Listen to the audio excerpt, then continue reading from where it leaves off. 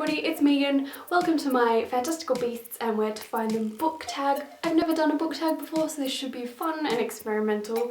Essentially what you do is you take magical creatures from Harry Potter and sort of translate them into books that you've read and want to share. So the first magical creature is a unicorn, and unicorns represent your favourite magical system in a book.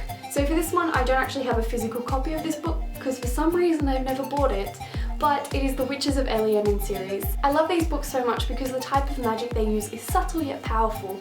It's not like in Harry Potter where you wave a wand, it's like you draw on all of the elements and you sort of use them to create power. And I really like subtle magic in books just because I think it's beautiful and it's realistic and it sort of dates back to a time when we appreciated elements more. So I love all kinds of elemental magic, and The Witches of Elianan is one of my favourite books that incorporated this. I did a book review on the Witches of Elianan series and I'll leave a link for it below if you want to check it out, but I can highly recommend it if you're in the mood for really great fantasy with some really fun sort of elemental magic.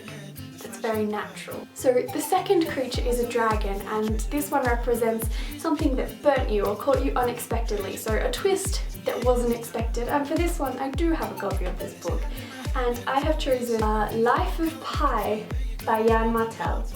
I was originally going to do Gone Girl, but then I realised no, this was the book that caught me most unaware. Life of Pi is about an Indian boy whose family decides to move their zoo to Canada for some reason. I don't entirely remember why. But the ship sinks and Pi is, as far as he can tell, sole survivor. He is stuck on this lifeboat with a zebra, a hyena, a tiger, maybe something else I've forgotten. But all the other animals die except for him and the tiger. And so they're sort of coexisting on this lifeboat, and it sounds like a weird concept, but the book is so interesting. It incorporates flashbacks into his life in India. He lived in Pondicherry, I think, and he describes it so beautifully. I love Jan Martel's style of writing. He is just brilliant. But the thing is, you have this fixed concept of what this book is in your mind right until the end of the novel, and then Pi subtly suggests something else and it blows your mind away. I'm not going to say what it is. If you've read the book or watched the movie, you would know. I think the movie did it less well, it was less shocking, but in the book Jan Martel wrote it so that it was completely pivotal and amazing, and it blew your mind and it left you thinking, what is life? Essentially this is about Pi's survival, and I just thought the twist in this was really good, really interesting and really well executed. The third magical creature is a vampire, and so that is a book world that completely sucked you in. And for this I have chosen two pretty obvious ones from my childhood. One is Harry Potter, which is a given just because it changed my life. I think it changed a lot of people's lives. The second one that I have chosen is the Narnia series, so I've got Prince Caspian here, but any of the books. I just completely fell in love with this world that C.S. Lewis created, and it also inspired me to take up archery lessons. So the fourth magical creature is an elf, a long-lasting thing.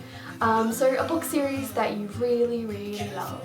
So for this one, I didn't really know what to choose, but then it sort of became clear to me that there is one book series that I'm utterly obsessed with, and that is the Cormoran Strike books. There's only two of them at the moment, there'll be more, by Robert Galbraith aka J.K. Rowling. So these two books incorporate The Cuckoo's Calling and The Silkworm, which is the most recent one. And I just love these books because I'm obsessed with crime, and these are immensely good crime novels. So if you're wanting to be introduced into the crime genre a bit, I would recommend these books by Robert Galbraith.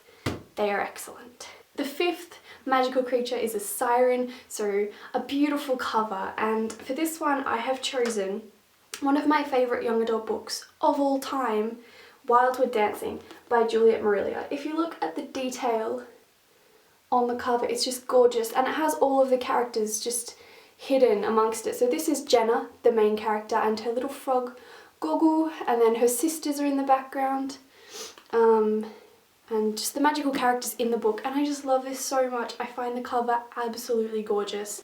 The sixth magical creature is a Sphynx, so something that likes to talk in riddles and rhymes, and a book that you didn't really understand. I have two for this. Both of them I have studied for school, one for literature, one for philosophy. The first one I have to complain about is The Aunt Story by Patrick White. I really love this cover, but don't be deceived. This book is crazy. I'm not saying it's not good, and Patrick White's style of writing is absolutely incredible. His imagery is spot on. But the thing about this book is it follows Theodora, who is an outcast, she's introverted, she's different from everyone else, and she's sort of secluded from society. But all through her life she's felt excluded and she's unhappy, and it follows her descent into madness after the death of her father. Now the thing is, Patrick White hasn't just described her madness, he hasn't sort of stood on the side and said, yep, this and this happened and she went mad. He made it mental, like he got right into her mind, and there's this segment in the book where everything starts to sort of unravel and make no sense. And I think it's called the Hotel de Midi.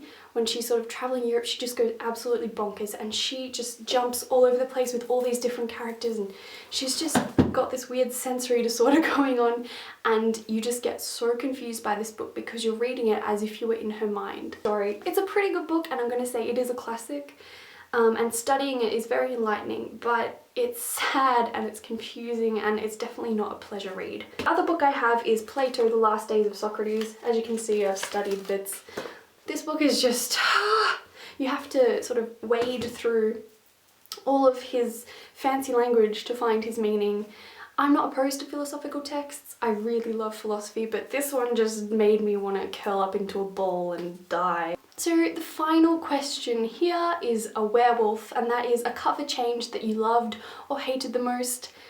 I don't have anything to say about this because I don't think about covers that much. So anyway, that was my fantastical beasts and where to find them book tag. I hope you enjoyed it, and if you've read any of the books that I have read here, or if you have any opposing opinions, please let me know, because as always I love to talk about the books that I have read. Bye!